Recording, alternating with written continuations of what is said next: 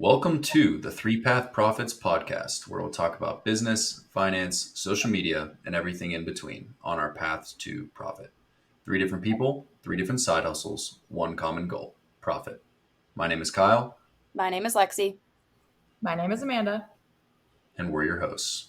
Set the proper expectations for today's episode. Our format will be as follows. First, we'll hear from Lexi, who will talk about everything related to her Etsy shop. Then we'll hear from myself, who will go over all things investing. Last up, we'll hear from Amanda, who will go over the latest in the social media space. We weren't able to film last week, so bear with us. This is going to be 2 weeks worth of content. It might be a little longer than normal, but with that said, let's dive in. Okay, so Etsy stats. I wanted to kind of preface I have 7 active listings on my shop right now, just so you can kind of put that into perspective. So for the last 7 days of September 11th through the 18th, it was 18 views, 13 visits, and 0 orders. The last 30 days, being August 19th through September 18th, I had 46 views, 38 visits, and 0 orders. The last 7 days, being September 19th through September 25th, 7 views, 6 visits, and 0 orders. The last 30 days, being August 26th through September 25th, I had 43 views, 34 visits, and 0 orders. So just kind of looking at those numbers, for the 11th through the 18th week of 7 days, that was whenever I posted something to my personal Instagram. And I think it's just, you can really tell the difference on what that does for my views and visits on my shop. I mean, I had 18 views as opposed to 7, just me posting one thing on my Instagram. Even though I'm not getting an order from it, it's still putting things out there and people going to look at it regardless. One thing I can see from these stats, just observation, is that the other stats, which I guess I'll let you say those first. Go ahead. Jumping ahead, looking at the doc. The money? No, the last week. 7 days, 19th to 25th. Did you do those? Yeah. Okay. So the difference when you didn't post and it's 7 views, 6 visits, that's still 7 meaningful people looking at it. And you're in a space where they're there to buy, right? Like you go to Etsy, you're not going to Etsy to consume content. These are people who are going on there looking for products to purchase. So I think it's really cool to see that high conversion rate, even when it's not driven by maybe your friends who are just going to visit the page or view the page. The last 7 days of 7 views and 6 visits without the post, I think shows those shoppers are viewing your thing on Etsy, but then also converting to visit the site. Yeah. Which that's very good. That's a high conversion rate. That's good. Yeah. I have 2 things for stats before you get into your other stuff. First one, when I do my stats, I do mine the Wednesday prior to Tuesday. So I don't know if you've thought about that because like technically you don't have a full day as your Wednesday stat. Yeah. So like my stats I do like this week was the 18th through the 24th instead of the 19th through the 25th, just because we haven't had a full day yet today because we're recording in the middle of Wednesday. So that's just a thought to think about. You don't have to change it. It's just a thought. And then the second thing is I love how this worked out with us having 2 weeks in one episode, seeing the trends from one week to the next.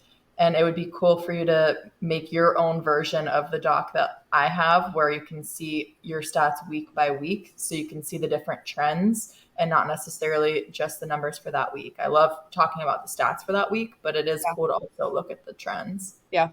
Yeah, because that, I mean, just to build on that a little more, I think that's where you get the insights, like of what I just mentioned, that observation of like, oh, I made a post during that week and then spiked in views, and I didn't post this week and it didn't, etc. You'll get those insights to be able to use moving forward.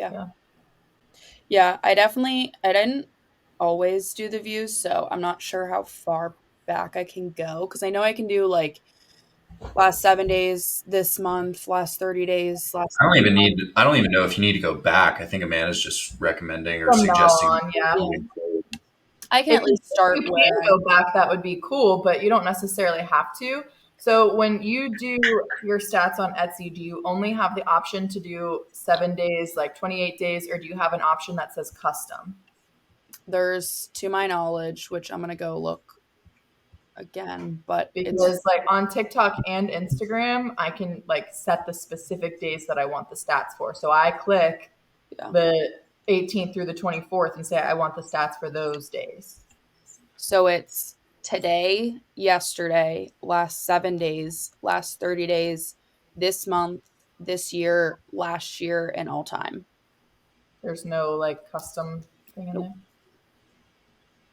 So then you would just need to do it from here on out, and then keeping that doc, you would have those records. Yeah. You know what I mean? Well, I mean, even from our Google Docs. True. Yeah. So, like, from when I did start keeping track of them, I can at least go back till then. Yeah. And then move forward. And so the kind of stat that I do that's all time, I'll touch on this a little bit in my time later, but yours also has the 365 days. Did you say you have an all time? Probably not. Oh, you do? Yeah. Okay, that's cool. Because TikTok and Instagram don't have that. It's just 365 days. So I'm going to have to make changes once I get past my first year. But if you have all time, that's even cooler, you know? You could look at the last 365 days and all time once you get past that year mark. Yeah. For sure. Which, honestly, since we're on the topic, I clicked for my all time. It's 371 views, 216 visits, 6 orders. So it's cool to look at those. A lot of people. Okay. So money tracking, it hasn't really changed much. The only thing was the Etsy fees. It upped 20 cents just from the listing fee that it has per month. So just money spent on supplies, $543.10. 6 sales, $104.40. Shipping was $15.99. Etsy fees, which includes listing fees, processing fees, and transaction fees, was $15.14. The total net profit through my Etsy sales was $73.27. And technically in the whole, $469.83. Got to start somewhere. Yeah. So that net profit through Etsy sales is just sales minus shipping and Etsy fees? Yep. Gotcha. Yeah, because my sales is the 104.40, and then the net being after the shipping and Etsy fees. Just for clarification, I think you call that gross profit. Net profit is like you're in the hole. Oh, you would do you're right. That number. Yeah, you right. And really, gross profit is revenue or sales minus cost of goods sold. So really, your cost of goods sold would be supplies, shipping, and fees. Yeah. Make sure. No. Fees would not be cost of goods sold. Fees would be selling general and administrative. So really, if you want to get into how you want to do that, like in terms of the correct accounting, we can go through that. But I think it would be revenue minus the supplies, minus your shipping. That gives you gross profit, and then minus your fees, your anything that is in the bucket of selling general or administrative would be in that bucket, which would then keep going down to net profit. Yeah. Which one of us has the business degree? Yeah, right. I'm like, fuck. I hated accounting. I was economics, but I hated accounting. Lex, just, I don't know if you heard me, make sure you remember to update that on the template so you don't have to change it every week. Oh, you're right. Whatever changes you make to that. Yeah. So kind of bear with me. I'm going to say a lot because I have a lot to say on just these like little bullet points. So just, again, bear with me. So as we were kind of talking about, I did some research on what others are selling the customized like Yetis for. They're kind of genuinely all over the place. Like some of them are like $10. Some of them are like $30. And then others are like $100. So I was just kind of doing it based off of what the cup's going to be, what my cost is going to be, and then a little bit of revenue. So I laid everything out for each size Yeti that I posted on my Etsy shop. So a 10-ounce Yeti, Yeti costs $20 on the Yeti website, with my time being $20 an hour. Materials roughly $3 and shipping $9. Just guessing, like you can estimate the shipping on Etsy, which is nice. Like put in some of the numbers. I listed my price as 60, which would leave me with an $8 revenue. The 20-ounce Yeti costs $35 on the Yeti website, with my time being $20 an hour, materials $3 and shipping $9. I listed my price as $75, which would leave me with an $8 revenue. The 30-ounce Yeti costs $38 on the Yeti website, with my time being $20 an hour, $3 in material, $9 in shipping. I listed my price as $80, which would leave me with a $10 revenue. And then the 42-ounce straw mug Yeti costs $45 on the Yeti website, with my time being $20 an hour, $3 in materials, and around $9 in shipping. I listed my price as $85, which would leave me at an $8 revenue. So I kind of tried to keep it all of like the same on what my revenue would be for each. So just to clarify again, that would be gross profit, not revenue. Yeah. The price that Yes. you're charging is revenue. Yeah. So what, just for terminology's sake, again, you're targeting a gross profit that you're keeping consistent, which is good. Your $8 profit margin. Yeah. But yeah, it's gross profit. Yeah. But okay. But I think that's good. I think that's good how you've laid this out so that you have in mind a number that you want to achieve in terms of gross profit. Yeah. And then you reverse engineer it into the price, which is good. Yep. Did you post that one? Is it live? Yep, it's live. Yeah, so that has been posted for about a week and a half, 2 weeks now. I'd say probably closer to a week and a half, but it is. So with that one, I didn't end up putting the sale on it because I wasn't going to try to do adding the 30% off to all of the totals. I just ended up completely, like, you can put the sale on certain items and not on other ones. So I kept that off of this one, but it still has free shipping. But obviously on my end, I would still pay for the shipping, just the consumer doesn't. Did you get, I'm looking at your post right now. Did you get these colors off of the Yeti website? I did. This is cool. Which, yeah, I mean, I guess I could share my screen if you guys wanted to. I could view it as a consumer.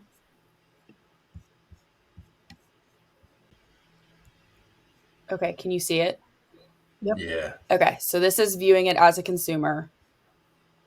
It'll tell you like the $60 plus, what it's called.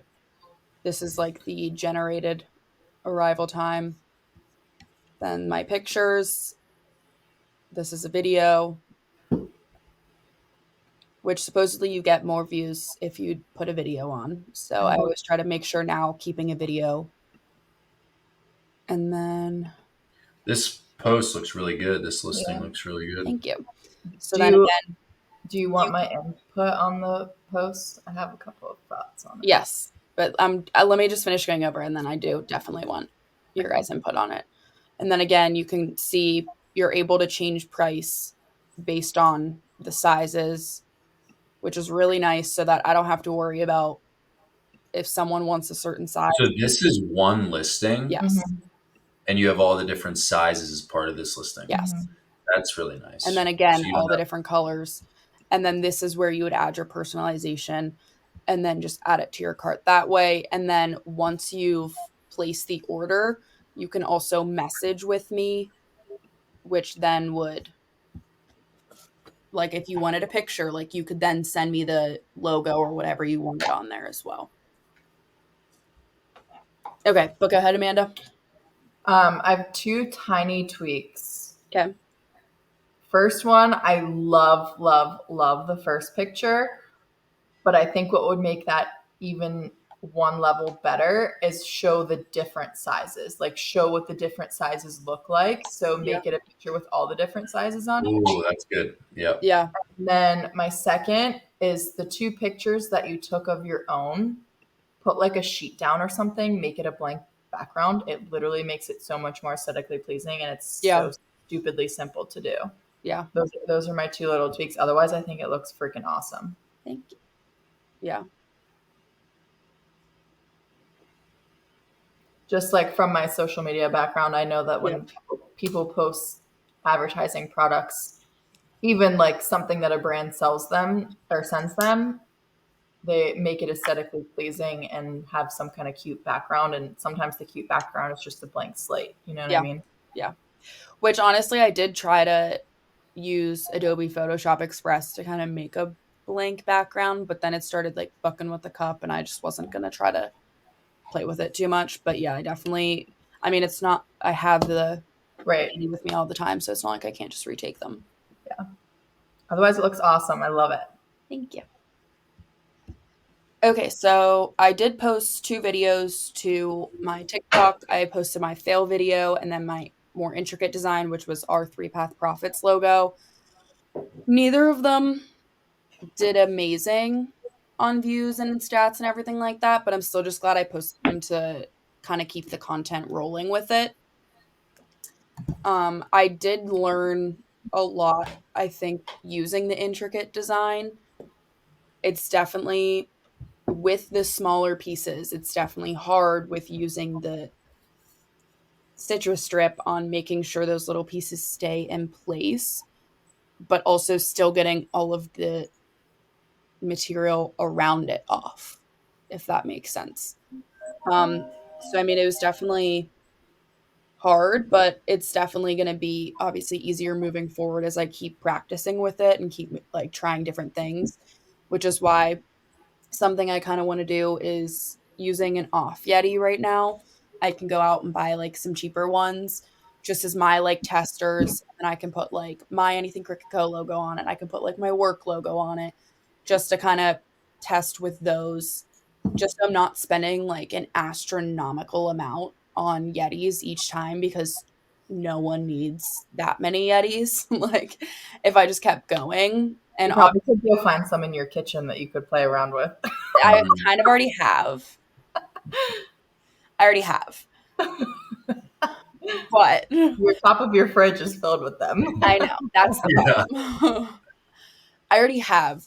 So I think I'm definitely going to keep trying to use those too, but I also want to be able to use like the ones that I make as well, and I don't like need like 6 water bottles in my hand when I go to work. So I can like try to like switch out my coffee cup or something, and I can't switch out my water bottle because it has to be this one. I also love that idea just too because not only does it let you try stuff with less cost on your end, but it shows you how that product works on different quality of the Yeti product, of the kind of tumbler, whatever you want to call them. So how does that product work on a Walmart price product? How does that, you know what I mean? Which is another reason I wanted to try that as well, because I was thinking about like what would be the difference, what are the different materials that they're even made out of. I was actually going to look that up. I can for next week on what is Yeti's material compared to a cheaper version and why I guess would Yeti be so much more expensive, because they do feel different. Like if I obviously feel like this, I'm pretty sure it was a Walmart one. Like this feels so much different than my actual Yeti This is does. Walmart. Yeah. And I know like Stanley's, I know they feel a lot different too. So it's definitely going to be a challenge with different types of cup Products. whatever products they're made out of to kind of see how that would work with the citrus strip. Which, speaking of, my mom actually said she wanted me to, I believe, put her name on her Stanley, so that could be my tester on how well it works with a Stanley. Which I'm assuming with Stanley being as popular as it is and whatnot, I'm sure it's probably a similar product to Mm-hmm. Yeti, but again, I'm not sure.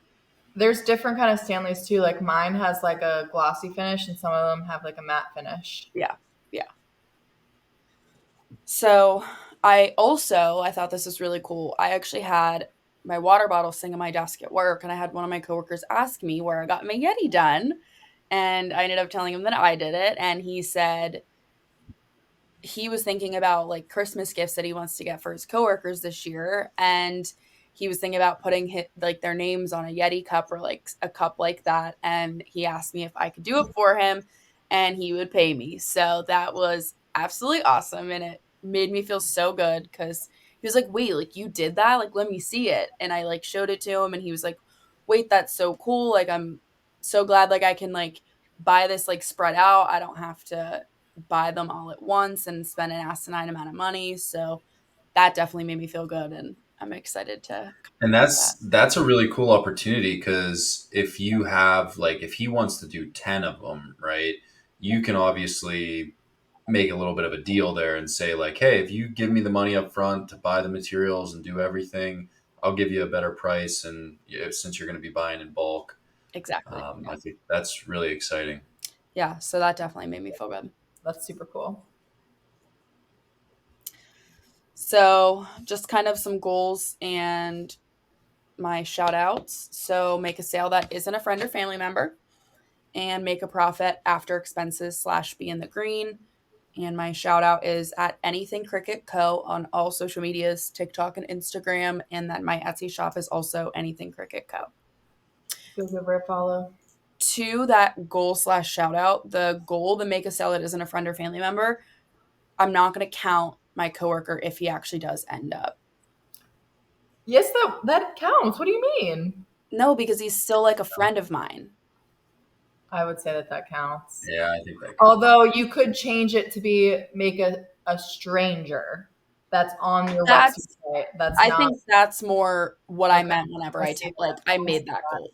I want it to be someone that I'm like, who the fuck are you? But thank you. Right. Someone that doesn't like just talk to you in real life. Someone that just, yes, I feel that for sure. Yes. Yeah. That is the only reason I'm saying that. Like, yes, obviously. Someone that you don't have any acquaintance with. Yeah. Yes. Like, obviously, I'm still going to count it towards like my Etsy sales and whatnot, even if they don't show up on my Etsy account because it probably wouldn't be through them. But again, I'm still going to show that and make note of that as my sales and whatnot. But I just want that goal to be someone who I have no idea who they are. Very cool. All right. So 918 is what we're looking at here at the bottom. There was $1,100 of initial investments. For the current total was $1,190. Unrealized profit loss of $90. Our cumulative return, including dividends, was $8.19%. Still showing here that the TLT is our biggest position. That is what I added to for that week ending the 18th. As you'll see coming up for the 25th, I did not purchase the TLT again. I'm sitting on that cash, just didn't reinvest in it yet this week. Maybe both of those weekly investments will be on next week's report. But one really happy thing that I saw here was just all the green on the right. All of the positions besides one were green. That's great. Paid dividends went up from the week prior. You'll see 1247 versus 1358. And then just to compare the 18th with this week, we have 1,125 in initial investments. That's the new $25 that went in on Monday, for a current total of about the same. So that's a cool thing to look at.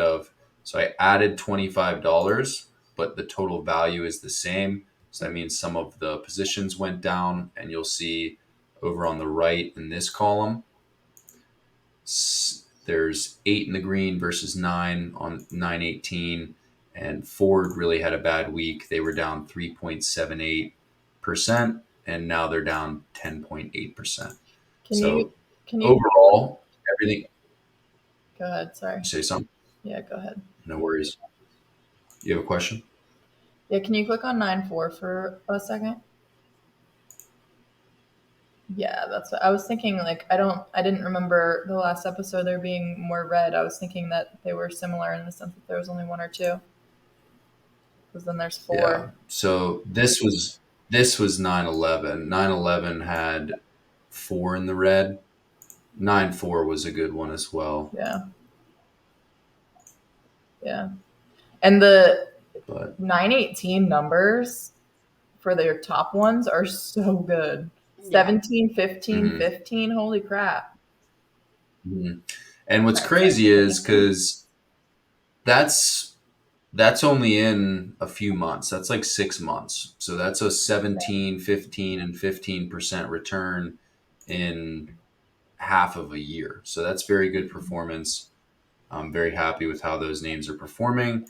And in this one here, a little of the color coding, the yellow is what I'm probably going to trim this week. So I'm going to sell a little bit of these three names just to take a little bit of the profits. They're at 14, 15, and 7%. Not going to sell a big part of it, maybe $10 to $20 of each, maybe a little more, a little less. But just lock in some of those profits and divert it elsewhere. I really like Blackstone right now, even though it is my best performing position. I just like how they're positioned as the Fed's cutting rates and into 2025. I really think that's going to be a continual, perennial, my biggest position or one of them. And that's one of the ones that I want to add to in the next week or two here. Same thing with So, Kraft Heinz. They've been, go ahead. no, go ahead. Sorry. I keep interrupting you. You're good. Kraft Heinz is another one. They've been underperforming, and their stock price has really just been flat. It's been very stagnant. And as we know, for my portfolio, we're looking for the dividends. They have a 4.6% yield. I'm very happy with that. So I want to add more to that position as well. And then the waste management stock that we researched 3 weeks ago now, 2 weeks ago. I want to initiate a position in that as well. So the the sell names are going to be Coca-Cola, the SPYD, and the VYM. And I want to add or initiate Blackstone, Kraft Heinz, and Waste Management. Any questions, man? Do you have a question? Yeah, I have two. So the reason why you're choosing those three versus the highest three profit is because you don't want to sell Blackstone, you want to add to Blackstone, correct? Mm-hmm. So basically, I think these have Coca-Cola, SPYD, and the VYM. I think they have outperformed, meaning, yes, they've done well, but I think they're due for a pullback. Blackstone has done well, but I think they still have more room to go. And additionally, just like the comment about Kraft Heinz and why I want it with the 4.6% yield, Blackstone is my highest yielding position. So it's a 9.6% yield right now. Even if the stock price is flat over the next year, I would still be happy with this investment because of the dividend yield. So that's why Blackstone's higher yield gives me a little more of a safety net adding to the position while it's already up versus the lower yields of the 2.7, 2.7, or SPYD is decent, but just the lower yield is an inversion of the dividends that you receive versus the price, right? The dividend yield is just dividend minus or dividend divided by the share price. So as the share price runs up, but the dividend stays the same, the yield shrinks, right? So as the share price goes up, you're getting the same amount of dividend, which is less as it terms a percentage or yield of that share price. So that's why, as these prices have gone up for Coca-Cola, the share price has gone up a bunch, but they haven't increased the dividend proportionally. The dividend yield is going down. So I want to wait till that price comes down a little bit, or they raise the dividend to get that dividend yield back up and be more attractive. Does that make sense? Yeah. I have And a my, question. oh, sorry. Oh, sorry. Dude, I'm so interruptive tonight. I don't even know if that's a word. But my second question is we haven't experienced you selling anything yet. So just like how you can buy a portion of one share, you can You can sell you sell can a portion as sell well. any limit you set. Like you say, I want to sell X amount of dollars of it. Dollars worth. Yep. Okay. Yep. So if I want to sell $20, I can put in a sell order to sell $20. If I want to sell 0.25 shares, I can put in an order to sell 0.25 shares. It's very nice how the financial space has just been able to incorporate the ability to do that, because that was not the case not long ago, really. The democratization of investing platforms has really enabled that, where 20 years ago, I should look up when it really was pioneered, but I think like 20 years ago you couldn't buy fractional shares. Like it might even be within the last 10 years that you could do it. So it's a pretty new development in the financial space. It just makes it more accessible to more people, because you used to look at a share price of Amazon and it was like $13,000, and unless you had the $13,000, you couldn't afford to invest in the company. Now, even if the share price is $13,000, if all you have is $20, you can still invest that $20 proportionally into a share. Mm-hmm. So it is nice. I do like the flexibility that it offers as well, but it's just a good development for the financial space. Okay, so how you want to add to Blackstone? The dividend date is September 30th, it being September 25th. Will you still get those from you adding it? Like, when is the cutoff date again? That's called the ex-dividend date, and great question. I will not, but that's the ex-dividend date is usually a few weeks, maybe even more than a month before the payout date. Okay. So I have missed that ex-dividend date, but that's okay. I'll get the next one. Okay. But yeah, that September 30th is when I will get the dividend for the shares that I already own. Yeah. Yeah. Any questions on this before I stop share screen here? Nope. Cool. Is what did you say? Democratization? The democratization. Is that a word? It's a fucking tongue twister. Say that 10 times fast. Democratization. Alexa, is democratization a word? According to an Alexa Answers computer, to democratize means to make something more available to Yes, it means to make something more available. I knew it was a word. I just, after you said it, I was like, am I saying that wrong? It is a tongue twister. It's a weird word to say. But research a new company for this week was one of my goals, and I researched Avient Corporation. So they are a materials provider for like specialty chemicals and things like that. They pay a nice dividend. Their EPS, or earnings per share, for the next year is projected at $2.64 a share. Their share price is $49.38, giving them a price to earnings ratio of 18.79. And their dividend rate moving forward is $1 per share. Back to the yield conversation, $1.03 in a dividend divided by the $49.38 per share gives you the yield of 2.07%. So it's a lower yield comparative to my portfolio, but I have a good inclination that they're going to raise the dividend, which would raise the yield.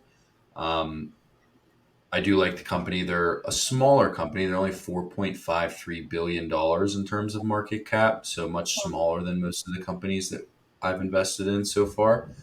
But I like them because they're a materials company. They're pretty recession proof. A lot of the times when you have uncertainty in markets, you kind of flock to names like these that pay dividends. They're selling materials that companies are going to need no matter what. They're not really reliant on the consumer doing too well, since a lot of their products and services that they sell are going to other businesses, not necessarily a consumer like you or I. It is a position that I am interested in, but don't see myself initiating within the next week or two. So it's going to be on the radar. I liked what I looked into, but not enough to make me pull the trigger before next week. Is there a place where you can put like watch lists or something like on like, do you know what I mean? Like, is there a place that like you have a specific area where you're like, this is where like the ones I'm looking into, this is my portfolio and whatnot? Mm-hmm. Seeking Alpha, I have that, and Yahoo Finance. So I've spoke about both of those platforms in the past. Yeah. Where I do most of my research is Seeking Alpha. I have a premium membership with them, and you can create as many watch lists as you like. Okay. And you can also, I'll just share screen here actually.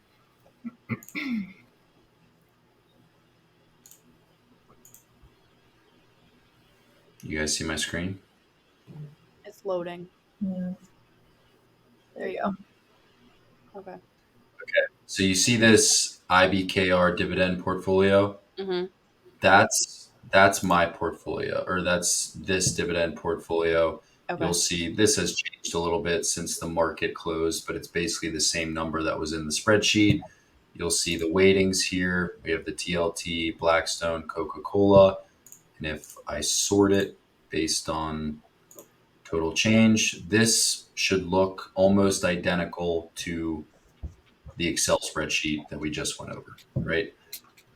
15, 14, 13, that's about where it was. 4 down at the bottom with around down 10%. And this is just a cool platform because it has so many different views that you can look at, the estimated income from each security, the dividend rate, its 4-year average dividend rate, its payout ratio, how different rating agencies are rating them on Wall Street or at different firms. Get a summary where you can just see general stats about it. And then at the bottom, it will give me the latest articles based on the portfolio relating to any of the names that I have, analysis by analysts that are reporting on the stock, different news, different warnings, transcripts, etc. But to answer your question, can you create one of these if you're not syncing the portfolio? Because this is literally synced with IBKR. So this is automatically updated from my portfolio 24/7. That's So so that's why that's it is awesome. very. This was automatically populated, but you can create a new portfolio here. Okay. And we'll say new ideas. And then you can link your broker. So like that's how I linked the IBKR one. Okay. You can create whatever you want basically. Okay. And then you That's add awesome. Avient.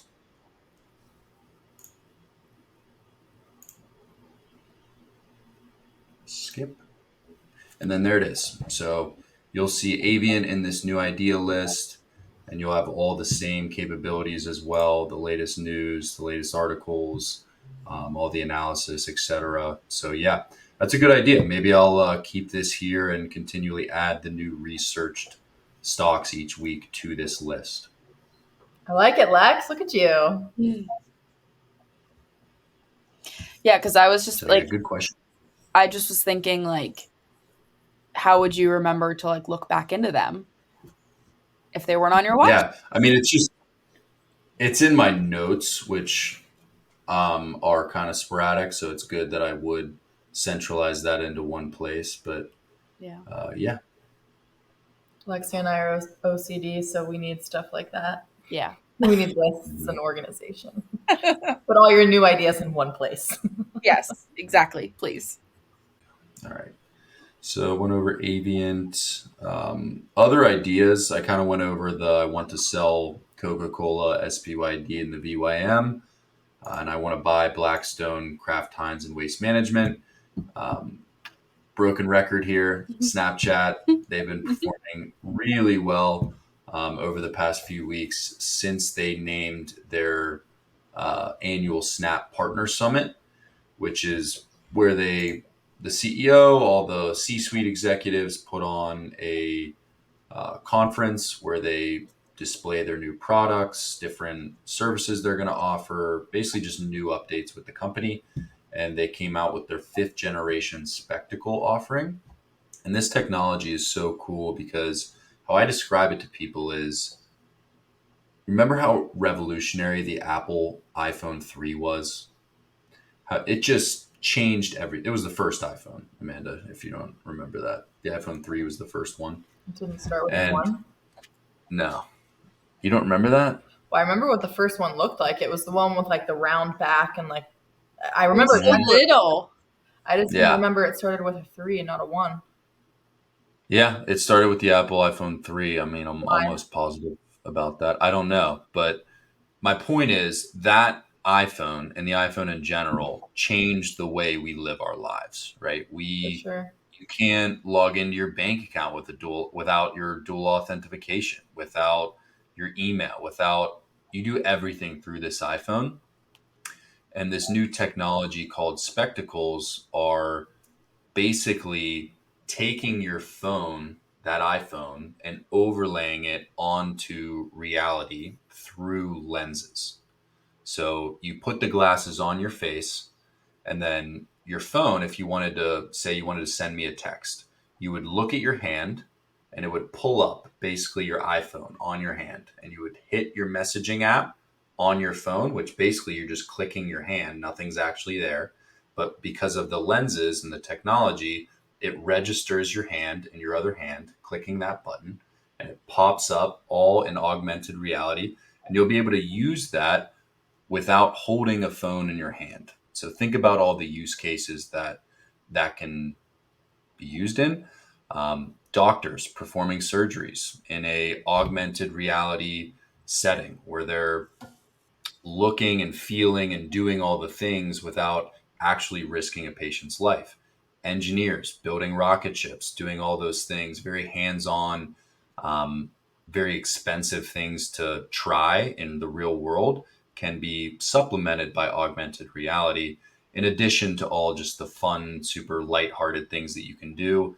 Sitting on a subway is one of the examples that they gave, where you're sitting across from one on the subway. You say, hey, you want to play some chess? I don't have a chessboard. You have your glasses on, though. It just populates a chessboard in front of you, just like your chess game on your Apple iPhone. And then you can move the pieces with your hand overlaid on reality. Super cool stuff. It is very primitive, and I've heard some poor reviews about how it actually works and functionality and in practicality, but where it's going and the vision of the new generations is what excites me. And it's going to be a launch point for Snap moving forward over the next decades. I don't think it's going to be a meaningful contributor to their financial bottom line anytime soon. As it progresses and gets better, I think they're going to compete more with people or companies like Apple and Google and Meta, where in 20 years, I could see us all wearing very thin, very non-noticeable, some sort of spectacles over your eyes that are very non-abrasive, and it replaces your iPhone. That way you don't have to hold it. That way you don't have to do any of those things. That is my long-term bull case for Snap. Just wanted to bring it up since it was a big development. Any thoughts there on Snapchat? 2. Me One, too. but this is like going back to the first iPhone was just called iPhone. Are you sure? Yes, I looked. It just says iPhone on the Well- day Steve's job. Then it moved to iPhone 3G and 3GS, but the first iPhone was just iPhone. And Lex, actually, this is one of my 2. I was thinking while you were talking, Kyle, like when the iPhones came out, I feel like it was early high school years for me, which was 14 years ago. So if we're on 16 now, like that would make sense that they started, I don't know, I guess somewhere between 1 and 3. So I don't know. So they skipped 2. They just went 1, and that they didn't even really call it 1. It was just iPhone. I think And what then you're it went to saying, 3G. the original iPhone that you're calling what Steve Jobs presented as the iPhone, Yeah. is basically just an iPad or iPod, right? That was like the initial iPod that eventually just gained the functionality of the No, the No, original. it says on the day Steve Jobs presented the very first iPhone to the world, he said Apple is going to reinvent the phone. Well, they sure did. Apple's first iPhone was announced by Steve Jobs on January 9th, 2007, and it was released on June 29th, 2007, priced at $499 for the 4 GB model and $599 for the 8 GB model. It was Is a there a picture of it on revolutionary device. What? Is there a picture of it on there? Yeah. Yeah. That is what I was thinking of as the first one. It has Mhm. like the super round back. That's Yeah, more. so did the That's 3. even more like this one though. That's the iPhone That's the 3G. 3. Yeah, that's what you're thinking of, Amanda. I don't know if any of us have actually ever seen the iPhone original. I remember what Dad got. He got the iPhone 3 was his first iPhone. Right. Yeah, I the remember 3G playing and the games on 3GS was the first like numbered ones. Yeah. But Isn't it crazy to think about, like, we got our first iPhone like well into high school? Because if that was 2007, the 3 probably came out at least a year or two after that, which I would have been like 8th grade, freshman year of high school. And now these kids are getting iPhones at what, like 7, 8 years old? not even like younger. So I wild. think, Max, when did you get your first iPhone? I think I got mine 8th grade, maybe earlier. You I would have think been I got earlier. no, I got my first iPod like Yeah. that was looked like an iPhone, but it wasn't an iPhone, and you had to be on Wi-Fi. I got that. That I was, I think, 7th grade. Hmm. But then when I got my first iPhone, that I think was 9th That grade. may be what I'm thinking of. Maybe I'm thinking of having that iPod and Yes. just a phone until high school, and then I got Yes. the iPhone in high school. Yeah, then I got my I think it was 8th grade or freshman years when I got my first like full No, because I remember I had the iPhone 4, and yeah, that was 8th grade. Yeah. Yeah. I think the 4 was my first one too, and I think I got it Yeah, because the 4 later was in high the school. new design one. The 4 was the one that like Yeah. Yep. I don't even square know if I had that one. I that don't know. was the first one. That was like the full like square that everyone was like, "Oh my god, it's not round." Oh yeah, I Yeah. definitely had that one. But so what I was going to say with the iPod Touch, it like takes me back to when that first came out. I was at the age where potentially I would do things that would earn me a grounding spell, and get your phone Oh, taken yeah. away, and still have your iPod Touch, so you have those apps that you could like text your friends and stuff on. Yeah, like text I now. It didn't even remember- matter. I remember sitting in my bed at night before I would fall asleep, and my mom come in to see if I'm in bed going to sleep, whatever, and I Oh, yeah. quickly hide my iPad under the pillow Oh, and don't see the light. Oh, yeah. Yep. I remember that. Also, just as another tidbit, Snapchat has been a thing since 2011. I remember Snapchatting in 6th, 7th, 8th grade. Yeah. Which Okay, back so to then that, I Kyle. did have it earlier in high school then, because I was a sophomore in 11, so maybe I did get it freshman year. I don't know. Back to the whole like spectacle thing with the whole glasses thing. How is it going to work with people who actually wear glasses or contacts? That's a good question. That's a question that I do not have an answer for. It may be a tough luck type of thing, but Yeah. I doubt it. I mean, I know that the ones they've already created have a tint capability that when you walk into the sun, they tint, and when you walk inside, they untint. So I'm sure that if they're capable of doing those type of alterations, they could add your prescription in there as well. I'm sure they I'm can. sure. It's the same way that They add it to regular moms just got sunglasses. prescription sunglasses. Yeah. Yeah. Before we move on, my other thing is you're talking about being excited about all this technology, and it makes me feel like our parents when all of our technology was coming out, and they're like, "What is this crap? I don't want it." Blah blah blah. That's how I feel. This is scary to me, not exciting. I'm going to be honest. Interesting. I would have to agree with Amanda on that. Like, Mhm. I don't. I've always thought like it would be so cool just to not have my phone and just be able to do all these things out here and just not have to, No. No. Oh, that's crazy. I'd rather just put my phone down and go do the things. While you're driving, like while you're Okay, on a you're not plane, even while allowed you're to be on your phone while you're driving. Yeah, why do you? Yeah, They're not going to let you have glasses that you can do absolutely anything with while you're driving. And how would that even work then? Because if they like give you a ticket while you're texting while driving, how can they do that if you're wearing these glasses? well, and Well, I think if you're looking in a certain spot to move the text or whatever, you're probably supposed to be looking the other way for whatever direction you're going. That's just accidents waiting to happen. Yeah. Sounds We already horrible. have that's enough what they of said. this. You guys do sound like our parents when the iPhone came out, because that's what they said about that too. But Yeah. we'll before we put a pin in it and move on, I will add the spectacles are for sale for only developers only. So it's the 5th generation. They're not actually selling these to consumers like us yet. You and I can't even go on and buy these yet. It's $99 a month.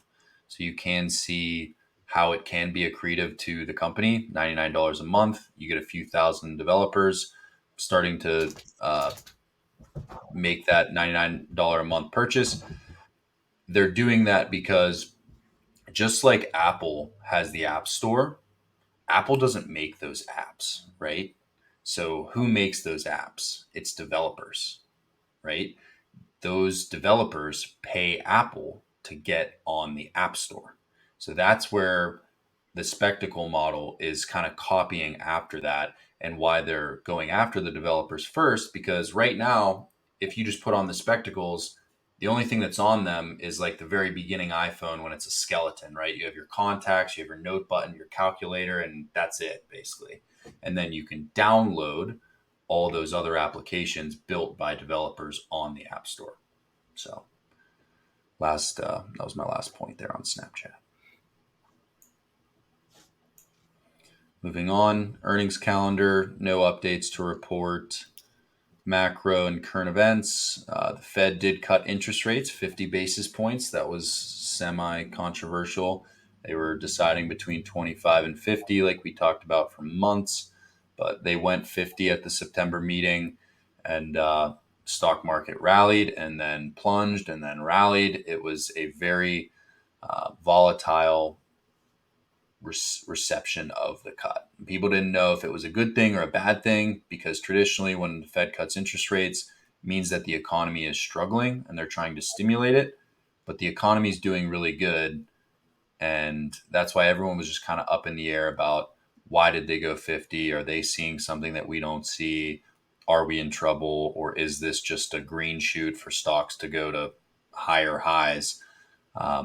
We're still digesting it and how it's going to roll out, but we are expecting more Fed rate cuts into the end of the year, and we'll keep a pulse on that as they come in. Politics. Elizabeth Warren, she was trying to meddle into the Fed's actions. She was recommending, even writing a formal letter to the Fed chairman asking for a 75 basis point cut, stating that the employment market is deteriorating faster than we're led on to believe, and that they're dual mandated to both keep inflation in check and also a stable and full employment market. So she was reminding very aggressively Fed Chair Powell of that other side of the mandate and keeping full employment. As a investor, me looking at that, I don't really like it when politics are trying to get into the financial markets.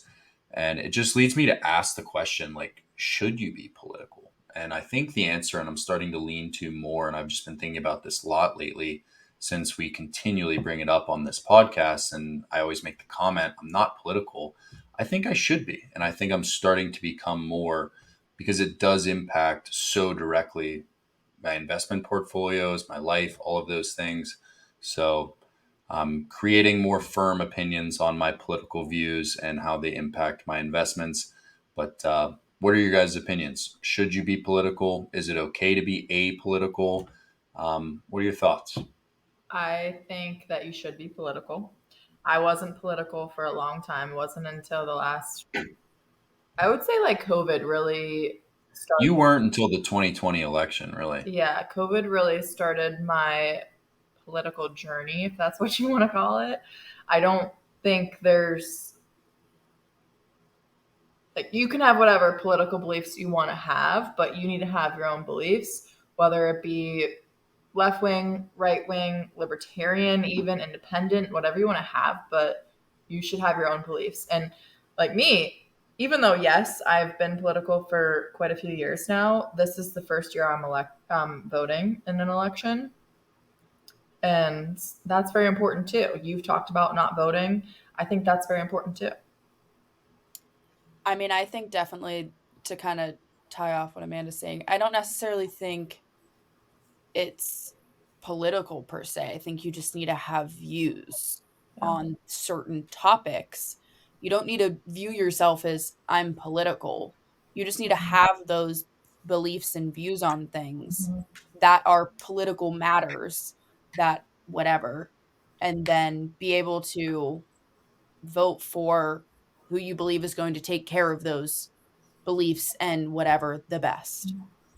I like that one. I don't know if it's, again, like, I don't think it necessarily you need to say I'm political. You just, again, have to.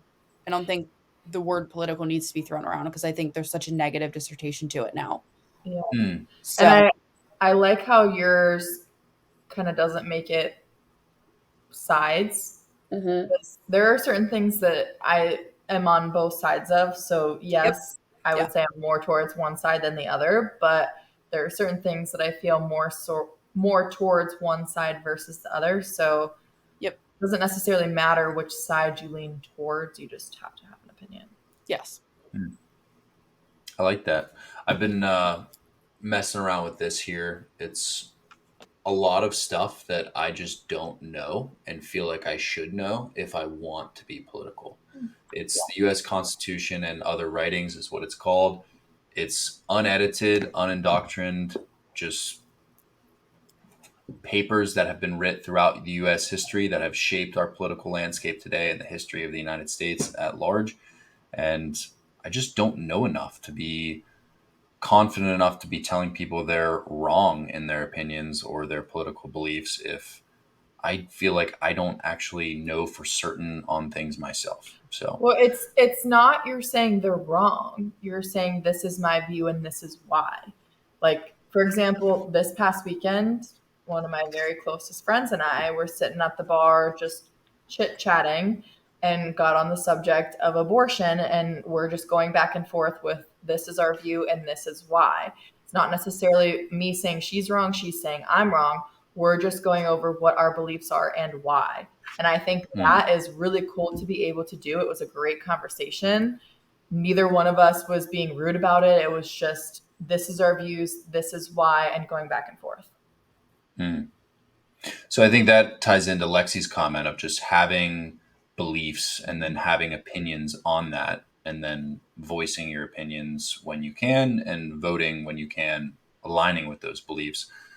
What I'm more getting at is political science per se. Like there is the negative dissertation of the word politics, but it is also a real thing that is a science, and it is important to understand and learn if you want to understand how governments work, how even corporations work, and just how the international economy and world has come to be. And that gives you insights on where things are going. So I think your point, Amanda, is great, and I agree with that.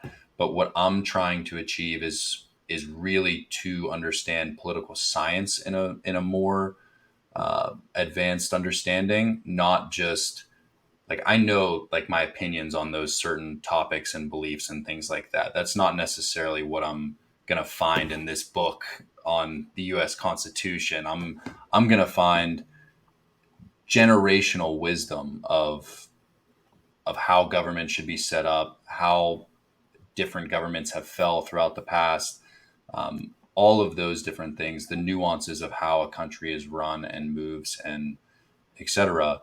Not just do I agree with abortion or not, if that makes sense. Do you understand what you're reading in there? I feel like it's so. I had a lot of those. Sorry to cut you off. I had a lot of those in like since my major is criminology in Mhm. college. Like we went over pretty much all of it, how the government came to be, how everything, other governments, other countries' governments, how they could differ from ours, what we could take from them, what we could get rid of. Like, Yeah. And like it's also just political science and history are in the same vein. And I'm just very interested in history, and I think everyone should know history and be interested in it in some sense. But this book starts with the Mayflower Compact, starting in year 1620, and then it goes to the Constitution of the United States. It goes to the Emancipation Proclamation, to FDR, to Ronald Reagan, Bill Clinton, George Bush, like etc. So there's pretty much everything in here. So like this is the table of contents. Can you guys see that? It's blurry, but yeah, yeah. it's blurry, but I can see that there's a lot in there. Yeah. So it's not stuff that's written in the way that you're talking about, Amanda, that like you don't understand it. I mean, it's the common English that you and I speak today. I just feel like when I go to museums and stuff, even being in DC and going to the different museums, I mean, although they talk in a way that is lost now, and it's not. They talk a different way than us. Like, I mean, the first sentence of this is, and it is the introduction. In the introduction, it starts out, and I believe this is the first line of the Constitution, right? We hold these truths to be self-evident, that all men are created equal, that they are endowed by their Creator with certain unalienable rights. Like nobody talks like that anymore, but you can still read it, understand it, and then formulate opinions based off of it.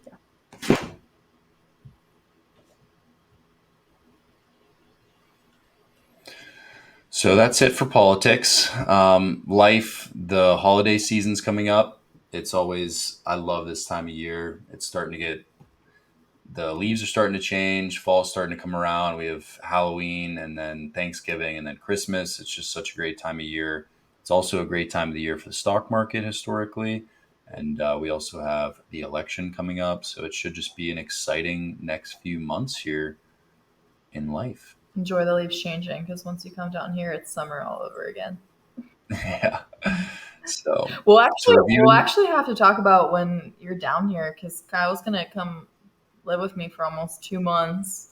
We'll have to talk about how we're gonna film while we're together. Oh yeah. Yeah. But anyway, to review and conclude, we have our same goals as I have, which is $100 in dividends. I want to reach that benchmark. We are up to $15.46 in dividends so far, so we're making our way. And a $10,000 portfolio net asset value. Right now, that is a new goal that I just instituted. We will get there eventually, just based off of me adding $25 every week, but my goal is obviously to accelerate that, and it's just a goal just to hit a certain benchmark of invested capital, just to add another goal to my goals list. To do next week, research another new company and add it to the Seeking Alpha list, and then buy a new stock with the weekly deposit.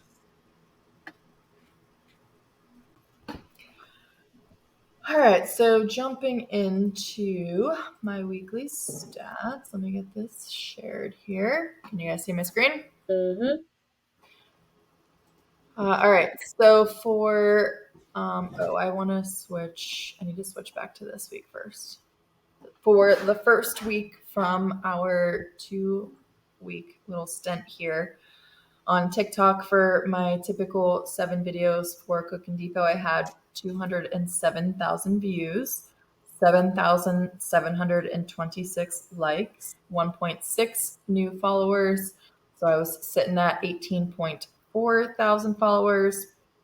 On Instagram, I had 7,961 accounts reached, 149 likes, 8 new followers, and 171 total followers.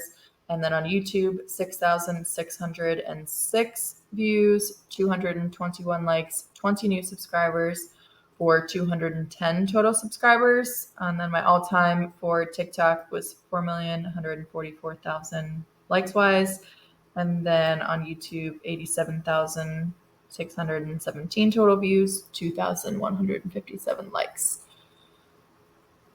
And then for Mern, I had 211 views, six likes, 0 new followers for 68 total followers on Instagram. 12 accounts reached, 1 like, 0 new followers for 23 total followers. And then I will come back to this in a minute. I just want to switch over and do this past week's other stats first, but then I'll come back to that. So then this past week, from the 18th through the 24th, I had 533,000 views, 21,000 likes, 7.4 thousand new followers, 25.8 thousand total followers. Holy shit. Yeah. Okay, there. Yeah, 25.k thousand followers. And I'll get to some details of where that came from in just a minute once I'm done going through the stats. Instagram, 6,337 accounts reached, 165 likes, 22 new followers at 193. And on YouTube, 14,185 views, 546 total likes, 56 new subs, and 266 total. So then total wise, all time, 4.5 million total views, 166,000 total likes. And on YouTube, roughly 102,000 views and almost 3,000 likes in total. And then for Mern, over the last 7 days, 207 views, 11 likes, 2 new followers, total of 70. And on Instagram, 7 accounts reached, 1 new like, 0 followers, still at 23. So video number wise, the first week, this week right here, the 11th through the 17th, I had my normal 7 videos for Cooking Depot, and I had 1 video posted for Mern. And then this past week, I actually had only 6 videos posted for Cooking Depot and then 0 videos posted for Mern. So that's where kind of those numbers are coming from. So I feel like it's just important to note that this is even less videos than the week prior. It's 6 videos. And that's the first time I've missed a day since I think it was May 15th. It was somewhere very close in the middle of May that I missed a day. And we were going all day on Saturday, and I didn't have time to edit the video the way I wanted it to and get it posted. So I just gave myself the day off, and I'm not mad about it because look at the numbers. Yeah, holy fuck. Yeah. Yeah. So I do want to talk about a little more highlight wise, but before I do that, just to finish with this before I stop sharing my screen because my numbers are on the other doc, I just want to go back to my stats for the Creator Rewards program. So for the 11th through the 17th week, 3 of my 7 videos were 60 seconds or longer.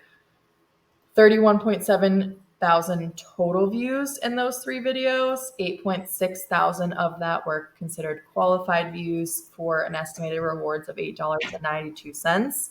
And then these were my totals for all time since I've been in the program. So total rewards was sitting at $37.76. And if you'll notice, I didn't fill those numbers in on this week, and I will explain why in just a minute. But any questions, comments on any of the stats before I stop sharing my screen? Was it one video that like fucking blew the hell up for this past week that like brought you all the new followers, or was it just like an accumulation of all of them? Mostly one, and I want to reference the numbers that I have on the doc, so I'll talk about that video in a second when I go back to that and stop sharing my screen. Okay. But the last thing I did want to say before I go back is Cooking Depot Instagram. Look at my followers on Instagram. This is the best week I've ever had on Instagram for followers. Yeah. I was looking at the YouTube one. Yeah, 56 new subscribers. I mean, yeah, that's great too. YouTube's been good, I would say, consistently though. No, go look back. It didn't have any other weeks that were added over like 30. Oh yeah, you're right. Yeah. Because I know that YouTube and Instagram were like neck and neck. And Yeah. I was betting on YouTube Yeah. severely starting to outpace Instagram, and that's what's starting to show up. Yeah. I mean, they both had a good week. Yeah, they both are significantly higher than any other week prior. Yeah. Any other observations, questions, comments, concerns about stats before I stop sharing my screen? Nope. Okay, money? No. All right. Then video wise, so the first week, the 11th through the 17th, 3 were in the thousands. One was just over 3,000. One was almost 7,000. One was 14.3 thousand, and one was 7.5 thousand. So overall, I'd say those are still really good numbers. But then this week, my meal prep video that I posted on Monday, so it's not even been a full 48 hours since I posted the video, has 483,000 views. Yeah, that's crazy. Damn. And not even only that, my other videos overall did really well too. I had one video that had 36,000. I had one video that had 8,000, one video that had 6,000. Like across the board, the videos were really good this week. Damn. And honestly, in the matter of a few hours today, because it kind of really picked up last night when that video started taking off. The first day, I remember yesterday I was at work in the morning, it had around 50,000. So I posted it late Monday night. So from Monday night until Tuesday morning, it had roughly 50,000. And then by the end of the school day on Tuesday, I remember being like, oh my God, my video already has like 125,000 views. It was literally within not even the first 24 hours. And so then even since then, it's picked up so much. And so my notifications have been insane the last 24 hours. And so I checked quite a few times during the workday today. And so it wasn't even the first time that I looked today, where in the past 2 weeks, there have been multiple times throughout the last 2 weeks that the first time I'm checking my notifications on TikTok is in the afternoon. But today I checked multiple times. I checked in the morning. I checked, I think, on my lunch break. There was like 2 or 3 times that I checked during the day. And whenever I checked after work today, I had a little over 1,100 new followers in the matter of those like 2, maybe 3 hours, 26 new comments, and I don't even know how many likes because the notification kind of goes away really fast. You can't see it once it like loads the first time, but it was insane. I was like, oh my God. Yeah. That had to feel so good though. Yeah. Which video was it? My- Because I don't have TikTok. I'm looking on Instagram. My meal prep video from Monday. The high protein meal prep. Yeah. And it was like this silliest meal prep ever. Like I didn't cook anything. I made egg salad and put lunch meat and cheese in a dish.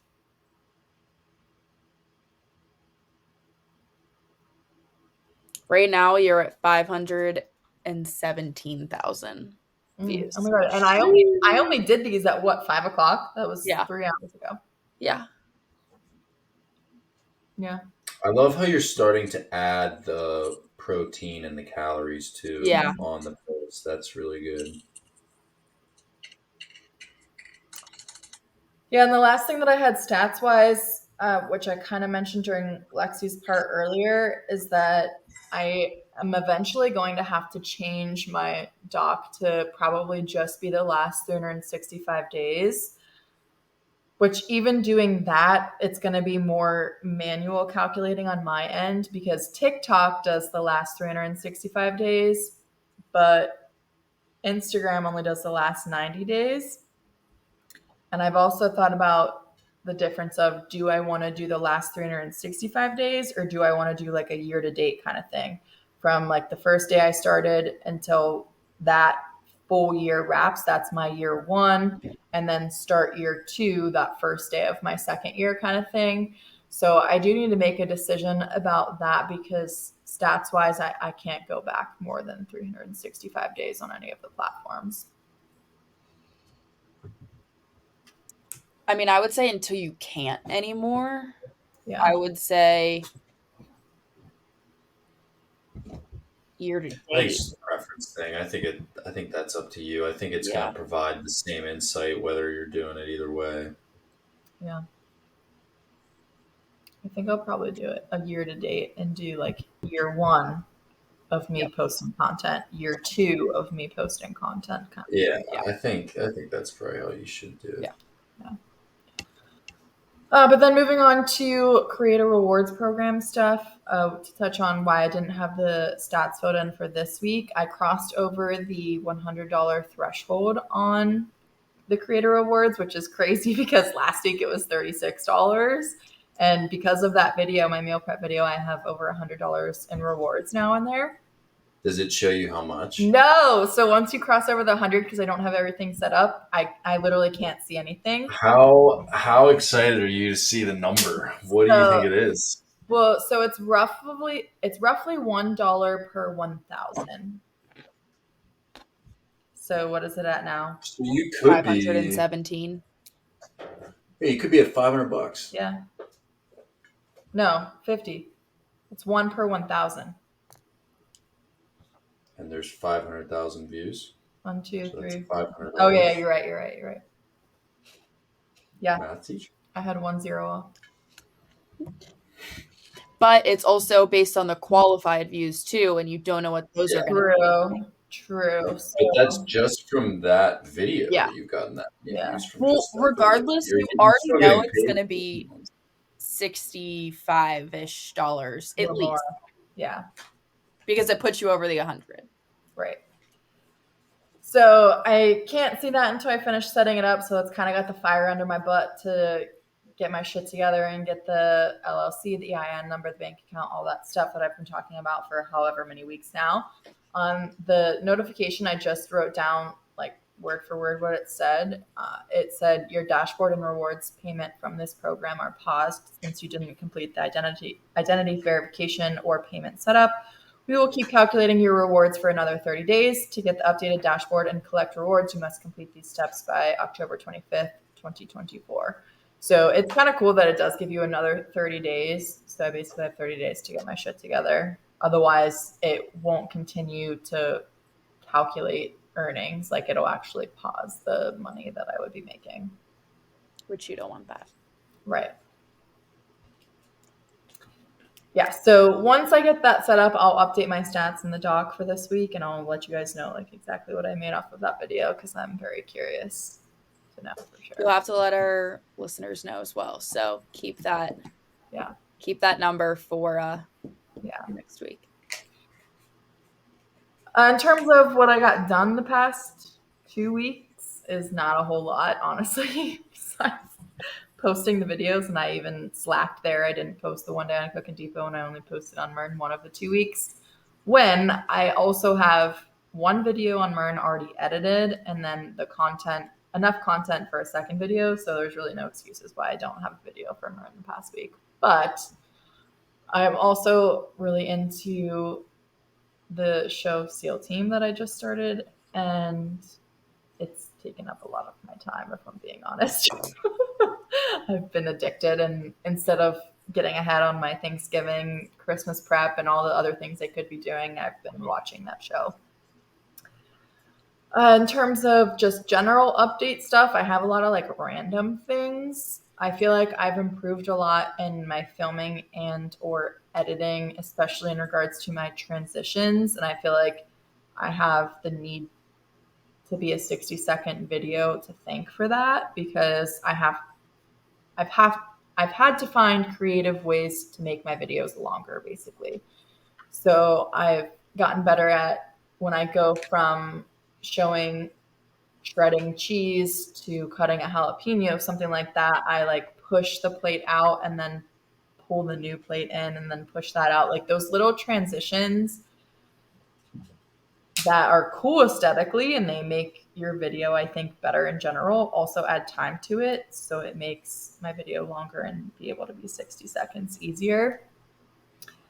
Just for the record, Dad loves your transitions. Yeah, I know he does. He loves my playpen at the beginning. He loves the play coming in. Yeah. He says it every day. Yeah. It's so funny. And Uh, I also did start using the hashtag Cookin' Depot.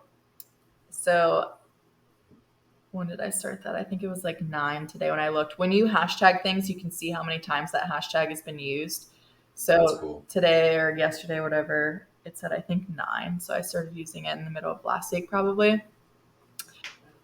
And my next comment, general update, is just that people don't read the comments. I've had so many of the same comment on the video, and like I just laugh. I'm like, did you not read the answer to my comment right above this?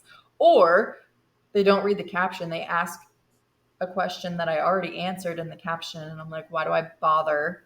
Which this is kind of the issues that I deal with in my professional life currently as well. Why do I bother spending the time to explain it in the caption whenever they're going to ask the question anyways? But I did get a lot of really cool comments, especially even on today's video or Monday's video that I was commenting back with people today. It's been really cool to just have that interaction with people. Some of the comments that I made note of from last week, the one was like, you really like, and then I forget what they were talking about. Like, you really like high protein meals, or you really like something, you really like cottage cheese. I forget what they were talking about, but it was just cool to see that, like, in order for them to say that, they have to watch a lot of my videos. So that was cool. And then the one video last week, it wasn't this week, I had someone comment that this video deserves more love, or maybe I'm just hella early kind of thing, which I thought was really cool because he thought my video was good enough that there wasn't enough comments, there wasn't enough likes kind of thing.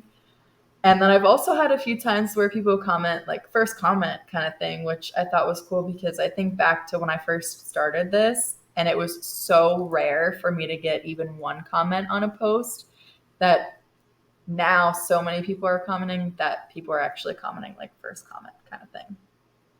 So that was pretty cool. Next up on my general update list, last week, it wasn't this week, I don't know if you saw, Lex had the spoon rest that you made me kind of cutely positioned in the background. It was kind of subtle. It was leaning against my cutting boards behind my stove. And so I want to be better at doing that. It looked really cute, and it was like subtle. It wasn't in your face kind of thing, but it looked really cute. Just to continue to advertise for you as well. And then next up on my list, I do want to try to get a little bit more personal on my Instagram stories. At the moment, I only post one story per day, and I just link the reel that I post.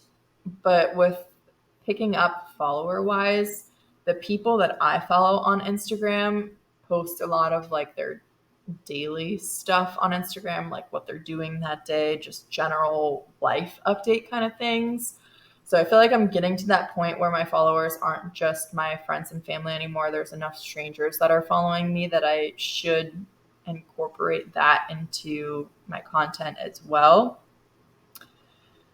And then last kind of random general update thing, one of my videos last week had a copyright restriction on YouTube. So if you remember, it's quite a few weeks ago now that I talked about there must be some deal between Instagram and TikTok where even if I save the video on TikTok, it automatically gets added to that song page on YouTube. Like or on Instagram, there's no copyright issues. YouTube is definitely not in on that deal because the one video that I did put a song on, it got flagged on YouTube with copyright restrictions. But I will say it didn't delete my video. The notification just said it's restricted in certain areas. So I still had views on it. It was like, I think 500 views, something like that. So it was still pretty decent view-wise, but it did have the little triangle warning arrow by it because it was restricted in certain areas. Moving on to what I would like to accomplish this upcoming week is I really, really, really need to get on my Thanksgiving and Christmas prep. At this point, I've filmed 7 of the 16, so I've basically done less than half of what I should have done at this point. Tomorrow I don't have work because of the tropical storm coming through, so ideally I knock out like 3 or 4 at least during the day tomorrow, pending I don't lose power, because if I don't have power, I can't use my stove. But that's the goal for tomorrow, so fingers crossed. And then really, really, really need to get my LLC formed, EIN number, bank account, all that stuff, so that I can actually get the money that I'm making on TikTok. And get back to contacting brands. I have a list in my phone and or on my computer. I just add them wherever I think of them, kind of thing, that I want to reach out to. So I know the brands that I want to contact. I just need to sit down and devote the time to doing it. And I also want to figure out how to update my Instagram stats that are on my data document, the ones that I have shaded in blue, because Instagram, unlike TikTok, only goes back 90 days, not 365. So I need to figure out if there's a way that I can basically manually calculate the stats myself. And then last up, I just got my goals. I made new goals. So in the past however many weeks, I've had those 3 goals. And at that point, I had crossed out 2 of the 3. So now I got 6 total goals. The first one is make $1,000 in the Creator Rewards program. And then it's kind of 2 parts. I want to make the first $1,000 first. And then after that, my follow-up goal to that is I'd like to make $1,000 in each week in 1 month. So if it's a 4-week month, make $4,000, $1,000 each of those 4 weeks in a month, or 5 if it's a 5-day week, whatever it ends up being. And then next, I just have a goal set for each of my platforms. I would like 1,000 subscribers on YouTube. Stats wise, in order to be into their program to earn money, you have to have 1,000 subscribers and 10 million shorts views within the last 90 days. So I set that goal to be done by June 19th, which is the first day that I posted on YouTube. So kind of like with TikTok, where I made it so I would hit that 10,000 goal within my first year. That's what I'm going to set my original goal at for YouTube. So I'd like to be at that goal within the first year. 100,000 followers is now my goal on TikTok. And I'd like now for that to be by my 1-year mark on TikTok. Since I've well passed my 10,000 goal, I really would like to be at 100,000 by a year on TikTok. Gonna smoke that. Yeah, I think it's very, very possible. So exciting. I call it that you'll be at 100 by the time I get to Florida. In a month? November 1st. Gain 75,000 in a little over a month. That would be. You want to bet? Yeah, I'd put a bet on it. What are we betting? I'd bet your unknown earnings so far. No.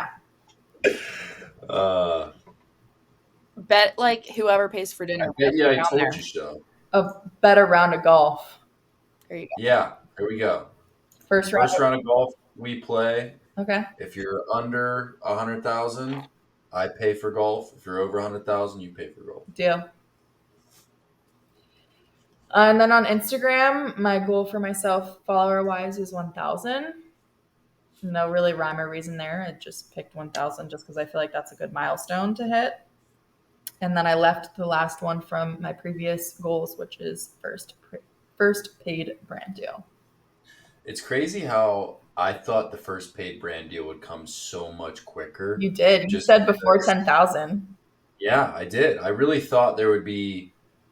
I also thought you were going to be more aggressive at reaching out. Was part of that suggestion or prediction, because I thought there would be some small brand or some like niche brand that really would just want to get.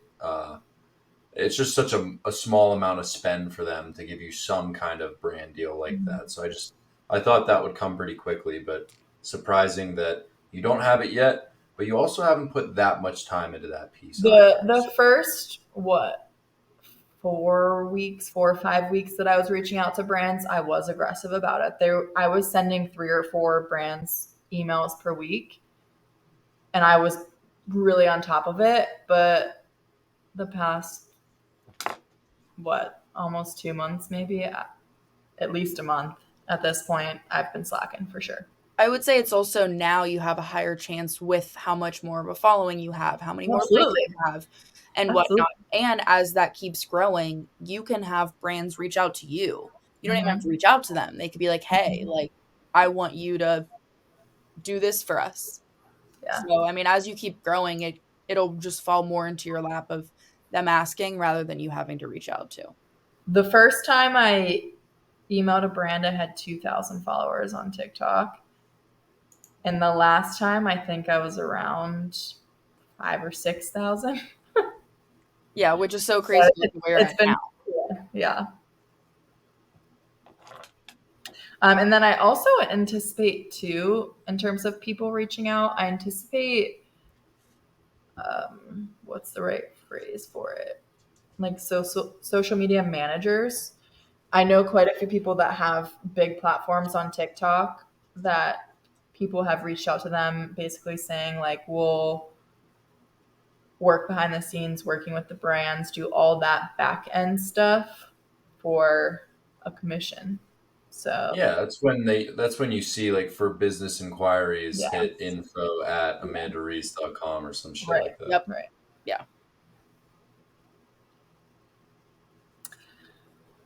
That's all I got. Any other questions, comments, concerns before I do my little shout out? How about them Stillers? That's all I gotta say. Hell yeah, 3-0, baby. Fuck yeah. Yeah. I love that shirt. Me too. All right, you can find me on Instagram and TikTok for my cooking page, which is cookin.depot, cooking without the G, cookin.depot. And then on YouTube, it's just Cookin' Depot. There's no dot.